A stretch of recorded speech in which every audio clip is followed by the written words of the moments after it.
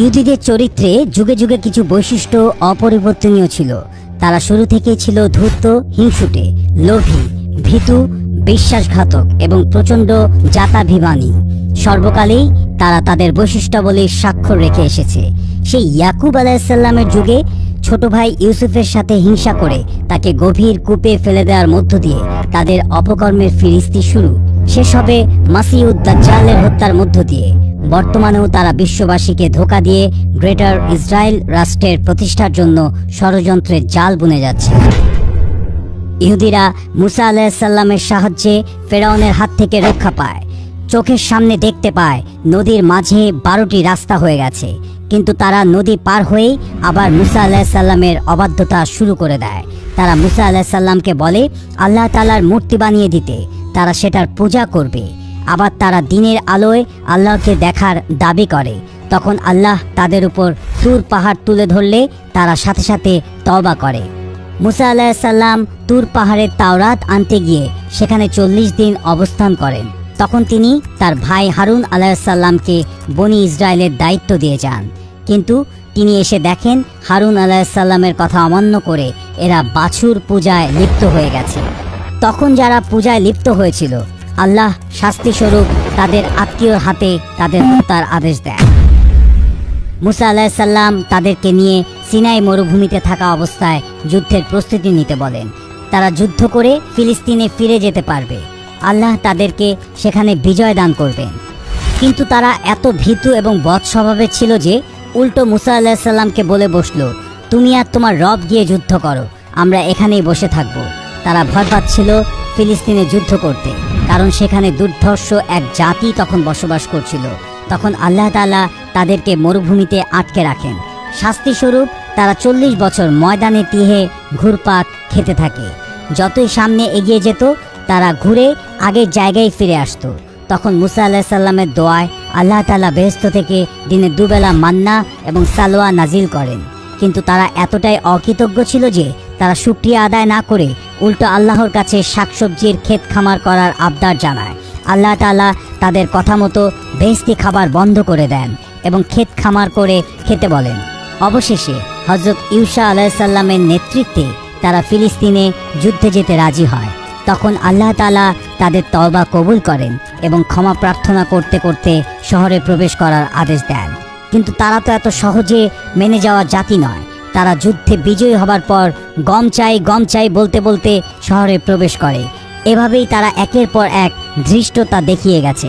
দাউদ আলাইহিসসালামের সময়ে শনিবার মাছ ধরা ধর্মীয়ভাবে নিষিদ্ধ করা হয়েছিল, কারণ সেদিন সব মাছ তীরে এসে জাবুর কিতাবের তিলাওয়াত শুনত। তিলাওয়াত করতেন হযরত দাউদ আলাইহিসসালাম। কিন্তু চতুর ইহুদিরা শনিবারের আগেই জাল বিছিয়ে রাখত, যাতে মাছ শনিবারে আটকে যায় এবং তারা রবিবার গিয়ে ধরে আনতে পারে। তখন আল্লাহ তাদেরকে গজব দিয়ে বানর বানিয়ে দেন। কিছুদিন পর এই রূপান্তরিত বানরগুলো সব মরে যায়। এই হলো তাদের অকৃতজ্ঞতার অবস্থা। বনি ইসরায়েলের গোমরাহির একটি বড় কারণ ছিল নবীদের অনুসরণের পরিবর্তে খাইসাত পূজারী ভ্রষ্ট আলিমদের আনুগত্য করা। কোরআনের তাফসীর কারকগণ একমত যে বনি ইসরায়েল তাদের আলিমদের আনুগত্য করে তাদেরকে রবের স্থানে বসিয়েছিলেন এবং তাদের সমস্ত কথাকে ওহীর সমপর্যায়ের গণ্য করে অনুসরণ করত। এই আলিমরা ধর্মের মূল উৎস পরিবর্তন করা এবং নবীদের ব্যাপারে মিথ্যা অপবাদ রটানোর মাধ্যমে এই মর্যাদার আসনে বসেছিল। বনি ইসরায়েলের কাছে আল্লাহর কিতাব ছিল তাওরাত, যা একটি পরিপূর্ণ শরিয়াত। বনি ইসরায়েলের দ্বীনের দ্বিতীয় উৎস ছিল নবীগণ এবং তাদের কাছে আল্লাহ তাআলার পক্ষ থেকে নাজিলকৃত সহিফা ও কিতাবসমূহ। আল্লাহ তাআলা বিভিন্ন সময় সেগুলো তাদের উপর নাজিল করেছেন, যার মধ্যে জাবুর ও ইনজিল অন্তর্ভুক্ত। তখন এগুলো ব্যতীত দ্বীনের আর কোনো উৎস ছিল না। বনি ইসরায়েল থেকে আল্লাহ তাআলার কাম্য এটাই ছিল যে তারা সেই কিতাব ও সহিফাগুলোর ওপর আমল করবে। বখতেনসরের গোলামির সময় বনি ইসরায়েল তাওরাতকে হেফাজত করতে পারেনি। ইহুদিদের বর্ণনা অনুযায়ী বখতেনসর তাওরাতের সমস্ত কপি জ্বালিয়ে দিয়েছিলেন। ফলে বাবেলে গোলামের জীবন অতিবাহিত করার সময় আল্লাহর কিতাব তাদের কাছ থেকে বিলুপ্ত হয়ে গিয়েছিল। পরবর্তী সময়ে উজাইর আবারও তাওরাতকে একত্রিত করেন। তার এই কাজের ফলে কিছু ইহুদি তাকে আল্লাহর সন্তান ডাকতে শুরু করে। যখন তাওরাত তাদের সামনে অনুপস্থিত ছিল, তখন দিনের উৎসের মধ্যে আরও একবার পরিবর্তন সাধন হয়। ভ্রান্ত আলিমরা সুযোগ পেয়ে যায় এবং তারা মানুষকে ওহির মূল শিক্ষার পরিবর্তে নিজেদের পক্ষ থেকে বানানো কথা শিক্ষা দেয়া শুরু করে। তাদের তালমুদকে মানুষের কাছে গ্রহণযোগ্য করে তোলার জন্য যে কাহিনী বর্ণনা করে। মুসা যখন আল্লাহ তাআলার ডাকে তুর পাহাড়ে যান, তখন বনি ইসরায়েলের বড় বুজুর্গরা আল্লাহ তাআলার সাক্ষাৎ লাভের ইচ্ছা পোষণ করেন। ফলে মুসা তাদের 10 জনকে তুর পাহাড়ে নিয়ে যান। তখন আল্লাহ তাআলা তাদেরকেও হিদায়াত ছড়িয়ে দেওয়ার জন্য ইলম দান করেন। এই ইলম কখনই লিখিত হয়নি, বরং তা শুধু তাদের স্মৃতিতে সংরক্ষিত ছিল। এই ইলম দ্বারা পরবর্তীদের মুখস্থ করায়, যার ধারা প্রজন্মের পর প্রজন্ম চলে আসছিল। বখতেনসরের গোলামির সময় সেই ইলমকে লিপিবদ্ধ করার নামে আলিমরা তালমুদ লিখে দেয়, যাতে তা ধ্বংস না হয়ে যায়। এভাবেই দিনের উৎস একের জায়গায় দুটি হয়ে যায়, অর্থাৎ একটি তাওরাত ও দ্বিতীয়টি তালমুদ।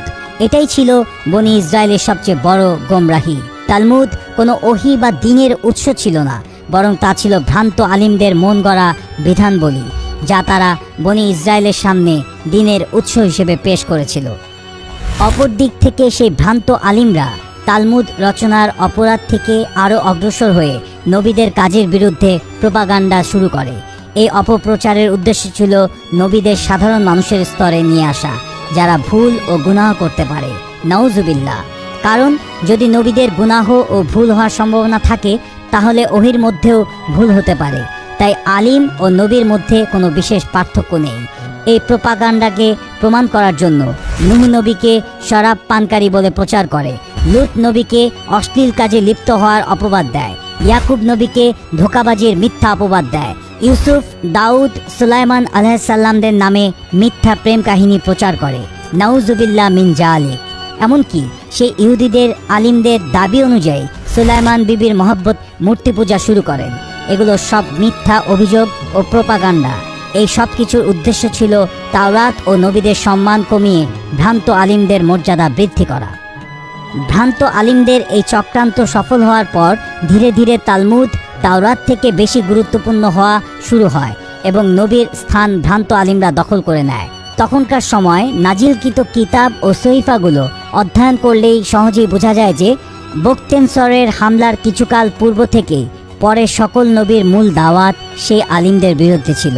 এছাড়াও সে কিতাবগুলো অধ্যয়নের পর এমনটাও অনুভূত হয় যে বনি ইসরায়েলের নবীগণ ও ভ্রান্ত আলিমদের মধ্যে এক ধারাবাহিক দ্বন্দ্ব চলমান ছিল।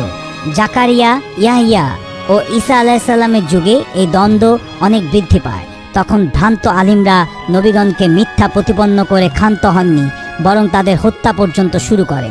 ভ্রান্ত আলিমদের অধীনে বনি ইসরায়েল যেসব অপরাধ করেছিল তার আলোচনা কোরআনে বিস্তারিত এসেছে, যেমন হককে গোপন করা, হককে বাতিলের সাথে মিলিয়ে ফেলা, নবীদের হত্যা করা ও আল্লাহর কিতাবের মধ্যে বিকৃতি ঘটানো ইত্যাদি। এগুলো ছিল এমন অপরাধ যার মাধ্যমে সত্য দিনকে মানুষের দৃষ্টি থেকে গোপন করে রাখা হয়। ফলে সত্যপন্থী আলিমরা দুর্বল হয়ে পড়েছিল এবং ভ্রান্ত আলিমরা বিজয়ী হয়ে গিয়েছিল। আল্লাহ তাআলার কিতাব ও নবীদের নির্দেশনা ত্যাগ করে তালমুদের বানানো বিধান পালনের ফলে তারা সত্য দিন থেকে বিচ্যুত হয়ে এক নতুন ধর্মের দিকে চলতে শুরু করে, যাকে আজ ইহুদিবাদ বলা হয়। ইহুদিদের গোমরাহির আরেকটি কারণ ছিল শিরক।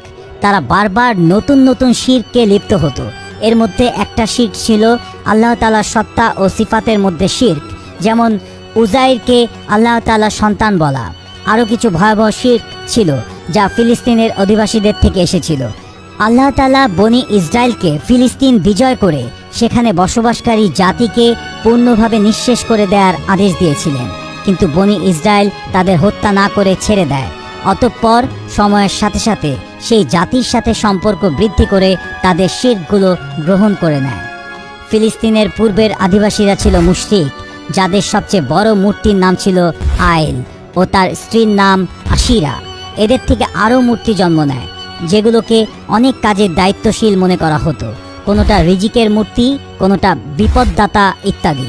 এগুলোর মধ্যে বাআল মূর্তিটি ছিল সবচেয়ে শক্তিশালী হিসেবে গণ্য হতো, যার বিভিন্ন নাম ছিল আস্তরাত। বনি ইসরায়েলের ইতিহাসে এই কথা স্বীকৃত যে তারা পরিপূর্ণভাবে বাআল ও আস্তরাত পূজায় লিপ্ত ছিল। আল্লাহ তাআলা তাদের হিদায়াতের জন্য ইলিয়াস আলাইহিসসালামকে প্রেরণ করেন এবং ওনার মূল দাওয়াত ছিল বা আল পূজার বিরুদ্ধে। আল্লাহ তাআলা বলেন, সর্বোত্তম স্রষ্টাকে ছেড়ে দিয়ে তোমরা কি বা আলকে ডাকো। শিরক ও কুফরের আরেকটি প্রকার বনি ইসরায়েলের মধ্যে ব্যাপকভাবে লাভ করে, সেটা হলো জাদু শিক্ষা ও নিজেদের স্বার্থে তা ব্যবহার করা। এই সমস্যা অনেক ব্যাপকতা লাভ করে, যার আলোচনা কোরআনের সূরা বাকারাতে এসেছে। এই জাদু দ্বারা তারা স্বামী স্ত্রীর মধ্যে বিচ্ছেদ পর্যন্ত ঘটাতো। ইহুদিরা প্রচণ্ড জ্ঞাতাভিমানী।